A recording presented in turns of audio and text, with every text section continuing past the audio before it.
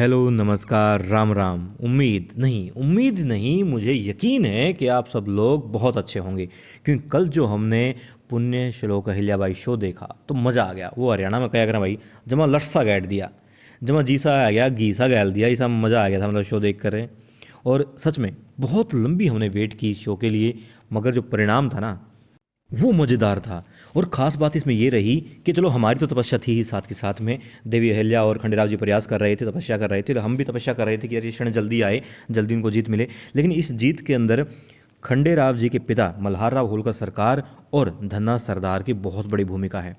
बताता हूँ आपको कैसे। मतलब मुझे ऐसा लग रहा है कि वाकई में इन दोनों की वजह से ही देवी अहिल्या माता और भगवान का आशीर्वाद तो था ही, साथ में देवी अहिल्या साथ थी और तुको जी ने भी साथ दिया, दोस्तों ने साथ दिया, मगर इन दोनों की जो उनके काका हैं धन्ना जी और मल्हार राव होलकर सरकार, उनके जो शब्द थे उनके मर्म को समझा खंडेराव जी ने यहाँ पर, और इसीलिए विजय प्राप्त की, इसलिए जीत प्राप्त की। आपने ध्यान दिया हो जो पहला एपिसोड था, जो पहला था जिसमें साक्ष्य पेश किए थे गुनू जी ने, उन्होंने क्या कागजात दिखाए, तो बात ये आई कि मल्हार राव होलकर सरकार ने कहा था कि कागजात सही हैं और साक्ष्य का महत्व होता है, सिर्फ बातों का नहीं। आप सबूतों पर विश्वास करते हैं, सबूत ही मान्य होते हैं। वहाँ से फिर धना सरदार जी बोलते हैं हाँ तभी तो कोई गड़बड़ है ही नहीं, जब साक्ष्य कह रहे हैं तो कोई गड़बड़ है ही नहीं, सब कुछ ठीक है।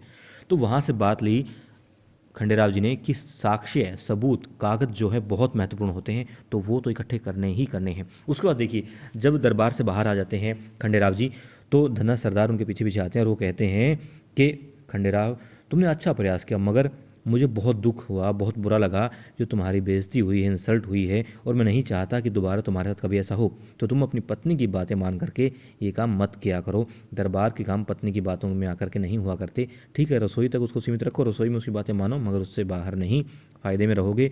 और मुझे अच्छा लगता अगर तुम कुछ पूरे तकड़े साक्ष्यों के साथ में पूरे ज़ोरदार तरीके से अपनी दलील होती, आपके पास में सबूत होते, और तब आप कोई पक्ष रखते और मज़ा आता। ये तो लोग घर के लोग थे यहाँ पर, अगर दरबार में तो कई बार बाहर के लोग आए हुए होते हैं, दूसरे सरदार होते हैं, तो कितनी इंसल्ट होती, तुम्हारी ही नहीं मल्हार और होलकर सरकार की भी होती, और मुझे बहुत ज़्यादा बुरा लगता, आज भी लगा है।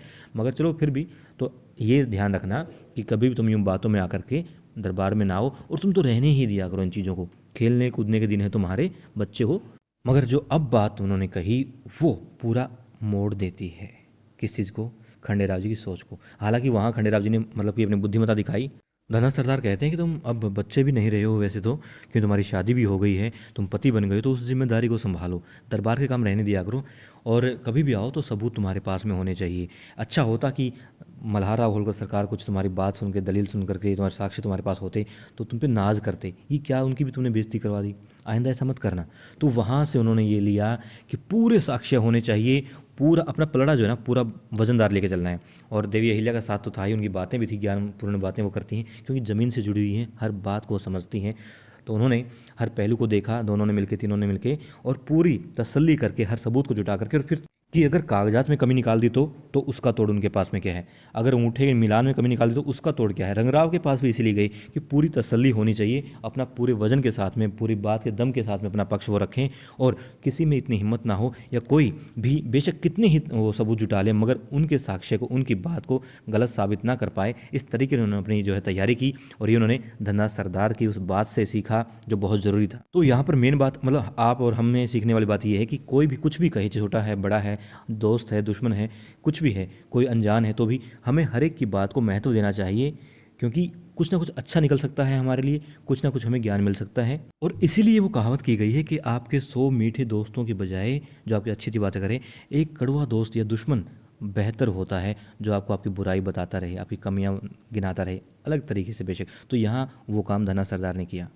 और यही वजह थी कि खुद धन्ना सरदार के पास दरबार में कहने को कुछ नहीं था।